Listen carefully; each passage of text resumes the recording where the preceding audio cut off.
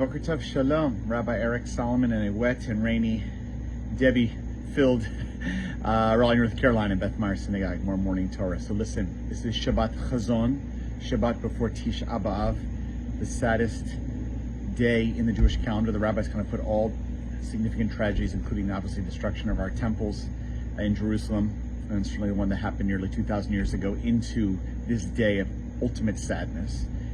It's particularly poignant this year, given it's the first after October 7th, and still unbelievably there are hostages. The war continues. We pray for, please God, some kind of change in this dynamic. Here's what I offer.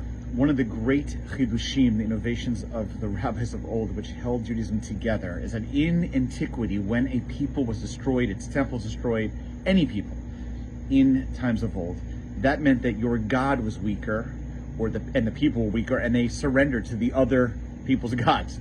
So if we lose to the Romans or the Babylonians before, we should have been the end of the Jewish people. This should have been over. We should have surrendered. What the rabbis did brilliantly is they said, no, it's not that the Romans are stronger than us, well, they are stronger than us, but that they're better than us spiritually, or they have some better ideas than us. Although the rabbis did borrow from the Romans and the Greeks ideas. It's the idea that God is using the Romans in order to teach us a lesson about ourselves, that we have contributed to this problem as much as the external enemy. We have too. And this is a time for introspection. And that's what kept our people alive.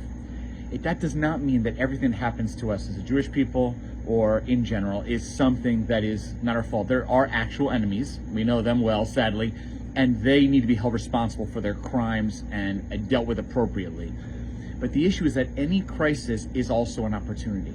It's an opportunity to look inside. What, if anything, did I contribute to this problem? What is it that I need to look at more deeply with myself? And even through suffering, what can I learn about my own resilience? Now, I don't want to make too much commentary on October 7th. There are plenty of people with greater political science and analogy than us. But one thing we know, and this was said by Hamas leadership Sinwar Yamak Shamo, was that he saw that the Jewish people was divided, specifically in Israel, over judicial reform, and it was a time of weakness, of lack of focus. That is clear. And the enemy chose to attack them. Doesn't mean we're going to also become perfectly united at all times. Obviously, we're remarkably united right now, more or less, as a people. But our people's always had division. But the point is that we have to be careful about not focusing so much on, sadly, hatred and fighting between each other that we lose sense of the fact that we're real enemies out there. That's a point of weakness. Just to give you one example. Tov, so what's Tisha B'Av about? It's about the depth of the sadness we feel, the destruction. It's a time of fasting and deep loss. It's also a time for introspection. What is our responsibility? What can we do better? How can we love each other more? How can we make sure that our people is not divided? A divided house cannot stand. That's what we learned from this as well. Shabbat Shalom.